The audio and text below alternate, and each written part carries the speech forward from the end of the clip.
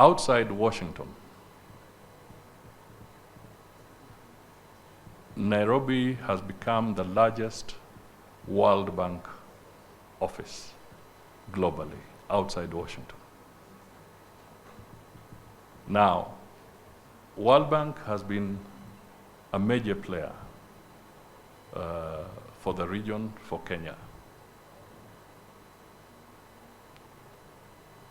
They want to consolidate and make this a regional hub.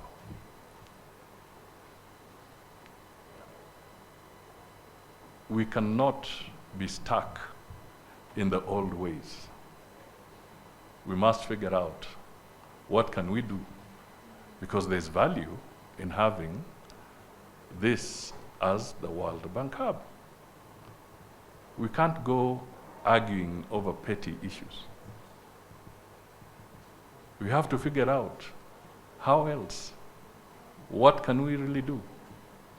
What can we stretch out to be able to make it a hub? These are the serious considerations we must make.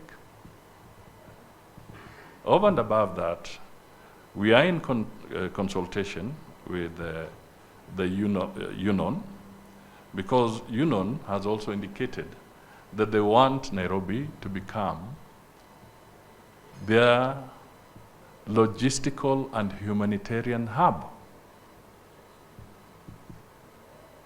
Now, if I was sitting in Foreign Affairs, which I am doing today, or even if any of my other critics were sitting in Foreign Affairs, can you tell me that you would not want to make this a World Bank hub?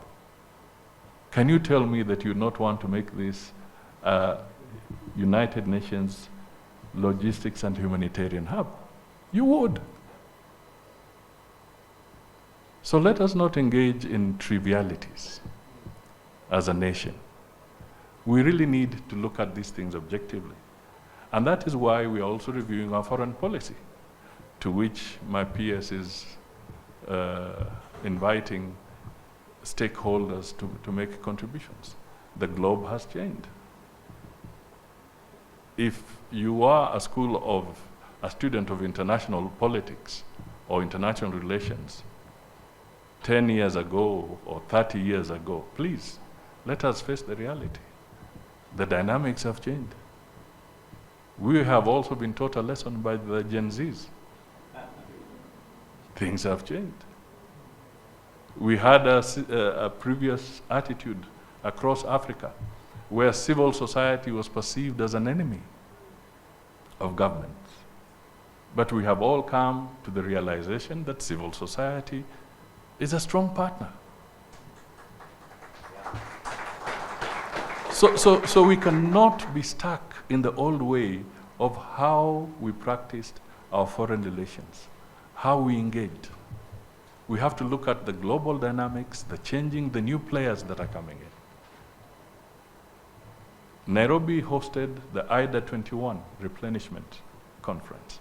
It also hosted the AFDB annual meetings where they were looking for their 17th replenishment. And the appeal is that we need partners to make serious contribution, because the governments, the IDA countries, 75 of them, Kenya being one of them, have basically reached their elastic limit in terms of physical space. We have to look for partners. We have to look for friends. And we need to be flexible, of course, within the parameters of the law, and where the law does not make sense, that is why we have legislators and parliament, so that adjustments can also be made to laws and to enable us to move forward so that we are able to overcome emerging challenges. So it is in this framework that we say that partnerships like the one we are launching today and others are critical, because it is not possible today for us to continue on the old path. How much more can we tax we are getting messages from every corner that go slow on the taxation. So what are the alternatives? The alternative is to look for other partnerships. Your financial and technical support to the health sector has helped to improve access to quality maternal and child health, HIV, AIDS, and malaria programs. We also appreciate your investment in tools, technologies, and market infrastructure that improve the productivity of smallholder farmers and enhance their ability to adapt to climate change. Your intervention has greatly enhanced their livelihoods through better knowledge and incomes. Furthermore, we recognize your contribution to expanding the reach of digital financial services and payments, particularly to small and medium-sized enterprises. Our citizens have immensely benefited from your engagement in these and other priority areas of the government's bottom-up economic transformation agenda. We take the concerns of our citizens seriously. I wish to clarify with utmost respect the rationale behind our decisions. Diplomatic privileges and immunities are tools, not trophies. They are meant to facilitate the seamless operation of organizations that advance public good, much like the foundational principles of the Vienna Convention. These privileges are not a blank check, but a carefully calibrated mechanism to enable organizations like the Gates Foundation to deliver impactful programs without bureaucratic hindrance. I once attended an international conference where a well-meaning official from another country shared how they struggled to clear essential medical supplies due to cumbersome procedures. The supplies finally arrived, but just as the epidemic they were meant to combat had already passed its peak. A classic case of the right medicine, but at the wrong time. Does it sound familiar to you? This is precisely what we aim to avoid. But streamlining operations for development partners, we ensure that aid and innovation reach those in need when they need it most.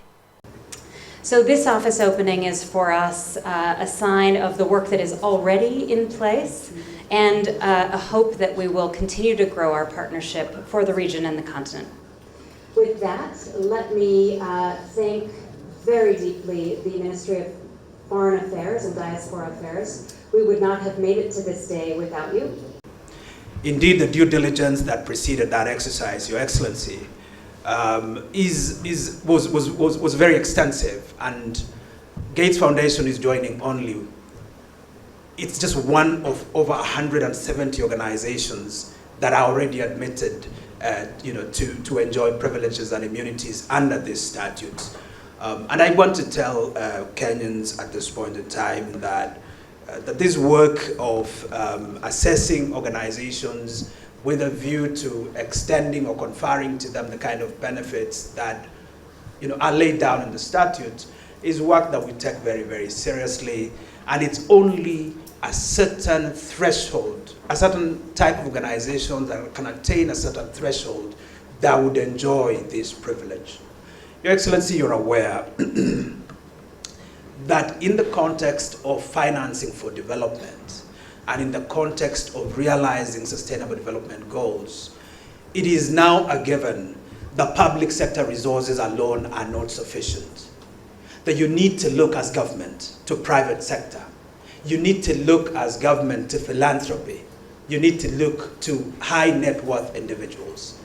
And you need to pool these resources to aid in the realization of sustainable development goals. And that is what the Kenyan government has done and is doing in the conferment of privileges and immunities to a certain species of institutions that meet certain thresholds that can help the Kenyan government in driving the realization of sustainable development goals. So it's been 25 years since Gates Foundation began to work in Kenya. And over that period of time, it has invested enormously and with significant impact across agriculture, health, financial sector, technology, and many, many other areas. A significant investment of $1.9 billion, as I understand it, has been put out to our economy.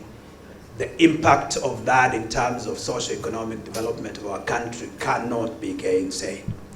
Your Excellency, for that reason, when Gates Foundation was making the significant decision to shift offices here, it approached the State Department for Foreign Affairs with a view to seeking a much more enabling environment.